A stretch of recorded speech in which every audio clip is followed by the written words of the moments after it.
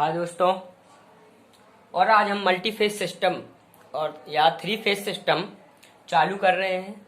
तो ये लेसन चालू होगा आज और हम इसको 2 या 3 दिन में कंप्लीट कर लेंगे। ठीक है, तो आज हम पढ़ेंगे सबसे पहले मल्टी फेज सिस्टम के बारे में। मल्टी फेज सिस्टम के लाभ क्या होते हैं, what is the advantage of multi phase system या what is the advantage of three phase system. क्योंकि थ्री फेज सिस्टम एक मल्टी फेज सिस्टम ही तो है।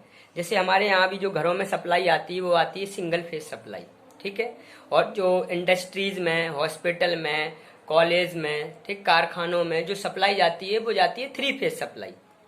ठीक, तो हमें आज पढ़ना है कि थ्री फेज की तुलना में, है ना, यानी कि वन फेज की तुलना में थ्री फेज के लाभ क्या होते हैं। थ्री फेज का हमने जनरेशन क्यों किया, क्यों उसका उत्पादन किया, क्या उसके फायदे होते हैं, what is the advantage of three phase supply according to one phase. One phase supply के अनुसार थ्री फेज के क्या लाभ होते हैं। तो थ्री फेज सप्लाई के सिस्टम के लाभ क्या होते हैं सिंगल फेज की अपेक्षा। ये क्वेश्चन 5 नंबर में आता है और हर एग्जाम में पूछा जाता है। ठीक है, तो चलो स्टार्ट करते हैं, पॉइंट टू पॉइंट अपन स्टार्ट करेंगे। तो थ्री फेज सप्लाई के निम्नलिखित लाभ होते हैं। नंबर 1, पहला पॉइंट है कि थ्री फेज सप्लाई का जनरेशन करना वन फेज की अपेक्षा सस्ता पड़ता है, काफी सस्ता है। थ्री फेज सप्लाई का जनरेशन, थ्री फेज सप्लाई का उत्पादन सिंगल फेज की अपेक्षा सस्ता होता है। ठीक है, अगली बात करते हैं कि थ्री फेज के उत्पादन में जो कंडक्टर का जो मटेरियल लगता है वो कम लगता है और वन फेज के उत्पादन में कंडक्टर का मटेरियल ज्यादा लगता है। कंडक्टर मीन्स चालक, जो हम वायर यूज करेंगे, उस वायर जिससे हम वो वायर, सपोज मैंने वायर एल्युमिनियम का बनाया तो सिंगल फेज में एल्युमिनियम का जो वायर का मटेरियल होगा वो ज़्यादा लगेगा और थ्री फेज में जो एल्युमिनियम का मटेरियल होगा वो कम लगेगा। ठीक है, तो दूसरा पॉइंट हुआ हमारा कि थ्री फेज सप्लाई के में प्रयुक्त होने वाले कंडक्टर का मटेरियल कम लगता है और सिंगल फेज में ज़्यादा लगता है। तो सिंगल फेज में ज़्यादा लगता है तो हानि हुई, है ना, वो तो हानि हो गई। और ये थ्री फेज का लाभ हुआ कि हमारे मटेरियल का यूज कम हो रहा है। ठीक है, इसके बाद तीसरा पॉइंट हम देखते हैं कि जो थ्री फेज की जो भी मोटरें होती हैं, थ्री फेज सप्लाई की जो मोटरें होती हैं, थ्री फेज सप्लाई की मोटरें ज़्यादातर अपने वर्कशॉप में, इंडस्ट्रीज एरिया में यूज होती हैं। और जो हमारे घरों में जो पंखे होते हैं, टेबल फैन होते हैं, सब सिंगल फेज मोटर होती हैं। इन सब में सिंगल फेज मोटर का प्रयोग करते हैं। ठीक है, तो थ्री फेज सप्लाई की जो मोटर होती हैं वो सेल्फ स्टार्टेड होती हैं, सेल्फ स्टार्टेड, स्वचालित होती हैं, जबकि सिंगल फेज की मोटरें सेल्फ स्टार्टेड नहीं होती हैं। उनमें सेल्फ स्टार्टेड का गुण नहीं होता है, लेकिन हम उसको अपने तरफ से कुछ न कुछ डिवाइस का यूज करके बनाते हैं सेल्फ स्टार्टेड। लेकिन सिंगल फेज सप्लाई की मोटरें सेल्फ स्टार्टेड नहीं होती हैं, जबकि थ्री फेज सप्लाई की जो मोटरें होती हैं वो सेल्फ स्टार्टेड होती हैं। ठीक, अगला पॉइंट हो गया सेल्फ स्टार्टेड क्यों होती हैं, ये भी बता दूं मैं कि थ्री फेज की मोटरें सेल्फ स्टार्टेड इसलिए होती हैं क्योंकि उनमें रोटेटिंग टॉर्क, घूमने वाला टॉर्क डेवलप होता है, बलाघूर्ण डेवलप हो जाता है ना। और जहां बलाघूर्ण होता है, जहां भी बलाघूर्ण का टॉर्क का गुण होगा वो वस्तु ऑटोमेटिक घूमेगी। यानी टॉर्क किसी वस्तु का वह गुण होता है जो उस वस्तु को उसके अक्ष के परतः घुमाने का प्रयत्न करता है। तो थ्री फेज की मोटरों में ऑटोमेटिक रोटेटिंग टॉर्क डेवलप हो जाता है, इसलिए वो सेल्फ स्टार्टेड होती हैं, जबकि सिंगल फेज की मोटरों में रोटेटिंग टॉर्क डेवलप नहीं होता, इसलिए वो सेल्फ स्टार्टेड नहीं होती। ठीक है, ये हो गया। नेक्स्ट पॉइंट चलते हैं, थ्री फेज सप्लाई की जो पावर फैक्टर होता है वो हाई होता है, सिंगल फेज सप्लाई का पावर फैक्टर लो होता है। ठीक है, और अगर पावर फैक्टर हाई होगा तो उसकी इफिशियंसी भी हाई होगी। ठीक, तो और आउटपुट भी अच्छा मिलेगा। अगर पावर फैक्टर हाई तो इफिशियंसी हाई तो आउटपुट हाई। क्या बताया मैंने, अगर पावर फैक्टर हाई रहेगा तो इफिशियंसी मीन्स दक्षता, वो भी हाई रहेगी। तो बोल्ड आउटपुट भी कैसा रहेगा, हाई रहेगा। अगर ये हाई होगा तो ये दोनों चीजें हाई हो गई। तो थ्री फेज सप्लाई का पावर फैक्टर हाई होता है। ठीक, सिंगल फेज का कम होगा। अगला पॉइंट, थ्री फेज सप्लाई की इफिशियंसी हाई होती है, सिंगल फेज की कम। 3 पॉइंट बन गए यहाँ से, 3 पॉइंट। अगला पॉइंट, थ्री फेज का आउटपुट भी ज्यादा होता है, हाई होता है, जबकि सिंगल फेज का आउटपुट कम होता है। 3 पॉइंट तो यहीं से हो गए, और 3-4 तो मैं पहले ही बता चुका हूँ, 7 पॉइंट तो ये यही हो गए।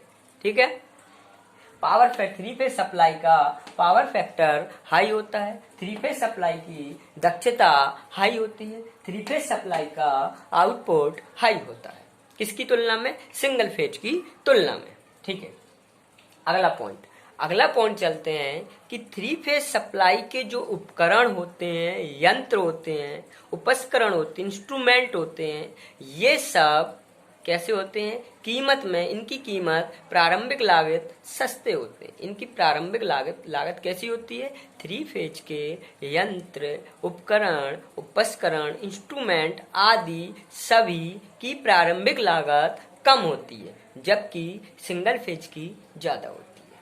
ठीक है दोस्तों, तो ये मैंने तुम्हें 8 या 9 पॉइंट बता दिए हैं, तो इनको याद कर लें। और पेपर में ये क्वेश्चन जरूर आता है कि थ्री फेज सप्लाई के लाभ क्या होते हैं। ठीक, अब आगे चलते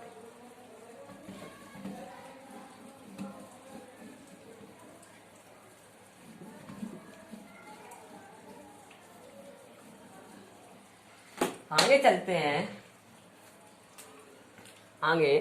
आगे है थ्री फेज सिस्टम के पार्ट्स। तो थ्री फेज सिस्टम है, थ्री फेज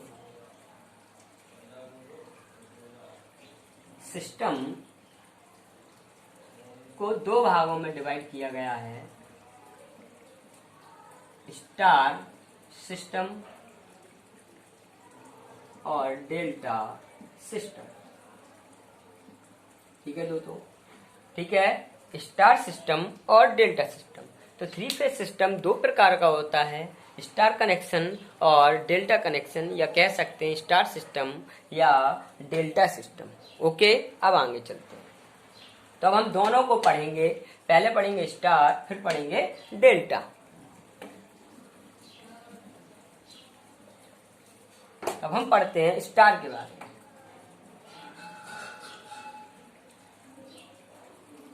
तो मैं स्टार सिस्टम का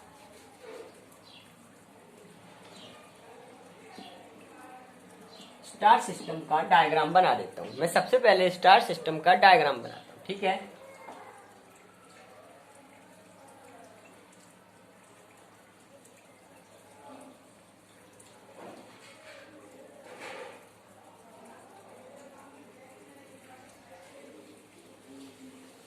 ठीक, ये रेड, येलो और ये ब्लू। देखो, जो थ्री फेज सिस्टम होता है उसमें 3 फेज होते हैं और एक न्यूट्रल को रखा जाता है। ठीक है, 3 फेज होंगे। जैसे अपने घर में जो सप्लाई आती है उसमें सिर्फ एक फेज होता है और एक न्यूट्रल होता है, एक फेज एक न्यूट्रल। यहाँ पर 3 फेज होते हैं, इसलिए इसे थ्री फेज। और उनकी पहचान, कलर की पहचान के लिए हमने 3 कलर दिए हैं, रेड, येलो, ब्लू। ठीक है, ये स्टार सिस्टम है। स्टार सिस्टम है, इसमें जहां तीनों कुंडलियों की जो पॉइंट है, ये वाला पॉइंट, इससे अपन निकालते हैं न्यूट्रल। इससे क्या निकलता है? न्यूट्रल। ये 3 फेज हो गए, ये न्यूट्रल हो गया। ठीक है, ये स्टार सिस्टम है। अब इसमें 2 प्रकार के वोल्टेज होते हैं। कौन कौन से होते हैं मैं बता दूं। देखो, जो फेज, एक फेज और एक न्यूट्रल के बीच के वोल्टेज को फेज वोल्टेज बोलते हैं। एक फेज हो गया, एक न्यूट्रल हो गया। फेज और न्यूट्रल के बीच के वोल्टेज को फेज वोल्टेज बोलते हैं। फेज ये है, न्यूट्रल ये है। कौन सा वोल्टेज? Phase voltage. बीपी का मतलब हो गया पी से फेज, बी से वोल्टेज, फेज वोल्टेज। ये फेज है, ये न्यूट्रल है। कौन सा वोल्टेज? Phase voltage. ये फेज है, ये न्यूट्रल है। ये फेज है, ये न्यूट्रल है। कौन सा वोल्टेज? Phase voltage. ठीक है दोस्तों, तो एक फेज और एक न्यूट्रल, फेज न्यूट्रल के बीच के वोल्टेज को फेज वोल्टेज बोलते हैं। ठीक है, अगला है line voltage. Line voltage, phase two phase के बीच के वोल्ट। भाई, 2 तारों के बीच में वोल्टेज होता है, तो फेज टू फेज भी तो है। तो फेज और फेज के बीच के वोल्टेज को लाइन वोल्टेज बोलते हैं। फेज टू फेज के वोल्टेज के बीच के वोल्टेज को फेज टू फेज। देखो, ये फेज है, ये भी फेज है। कौन सा वोल्टेज हुआ? Line voltage. ये फेज है, ये भी फेज है, तो कौन सा वोल्टेज हुआ? Line voltage. ये फेज है, ये भी फेज है, तो कौन सा वोल्टेज हुआ? Line voltage. Phase two phase, phase two phase, phase two phase के बीच के वोल्टेज को लाइन वोल्टेज फ्लो बोलते हैं। इसमें करंट फ्लो होगी आई आर, कौन सी? I R. इसमें करंट फ्लो होगी आई वाई, और इसमें करंट फ्लो होगी आई बी। यानी आई आर रेड फेज की करंट, येलो फेज की करंट और ब्लू फेज की करंट। ठीक है। स्टार में एक चीज और होती है, अभी हम उसकी प्रूविंग करेंगे, लेकिन मैं अभी आपको बता दूं, फिर प्रूविंग करेंगे कि स्टार कनेक्शन में BL इक्वल टू √3 BP संबंध होता है। लाइन वोल्टेज और फेज वोल्टेज में क्या रिलेशनशिप होता है? लाइन वोल्टेज और फेज वोल्टेज में रिलेशनशिप होता है स्टार में BL equal to √3 BP, and current में रिलेशनशिप होता है IL equal to IP। Current में क्या रिलेशनशिप होता है? IL इक्वल टू IP, यानी कि जो फेज करंट होती है वही लाइन करंट होती है। ठीक है। ये स्टार हो गया। कौन सा सिस्टम है ये स्टार सिस्टम हो गया। इसका एक तरीका और होता है जोड़ने का, वो भी मैं बता दे रहा हूँ, इतना समझ में आ गया होगा। ठीक है। ये अभी हम इसकी प्रूविंग करेंगे, अगली क्लास में इसकी प्रूविंग हम वेक्टर डायग्राम से करेंगे।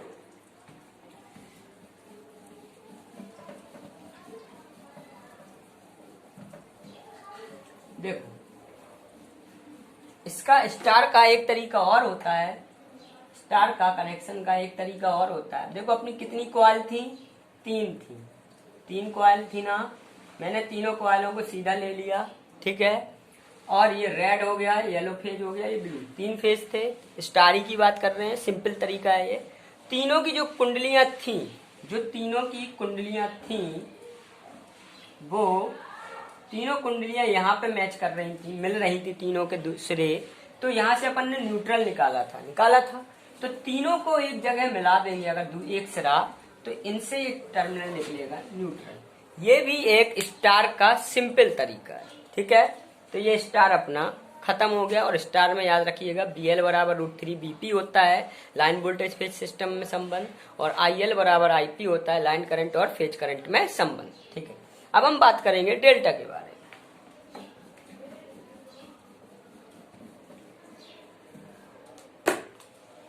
अब मैं डेल्टा के बारे में, डेल्टा की मैं बात करूं अगर, तो मैं डेल्टा बना देता हूं।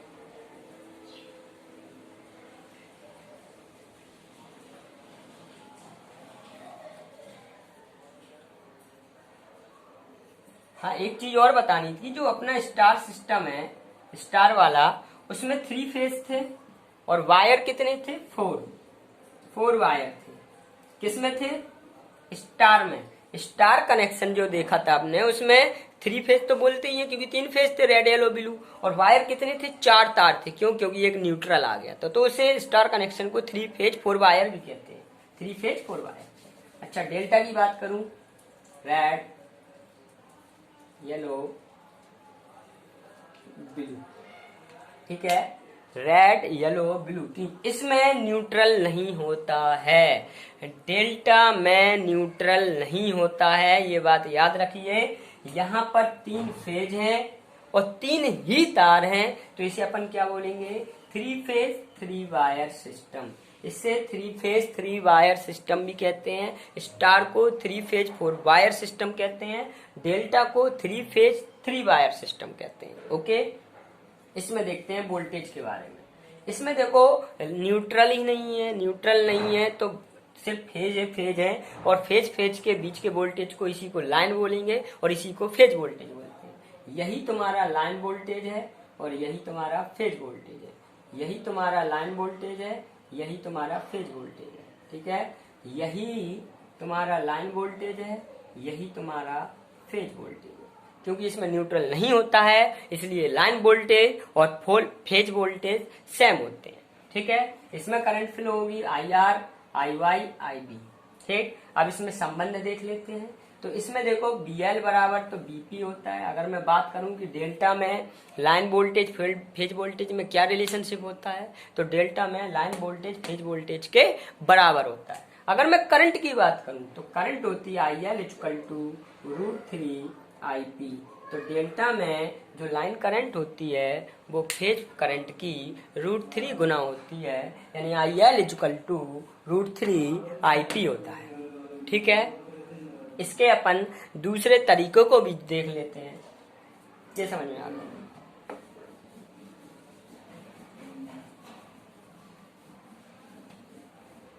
डेल्टा का दूसरा तरीका बताते हैं, सिंपल वाला।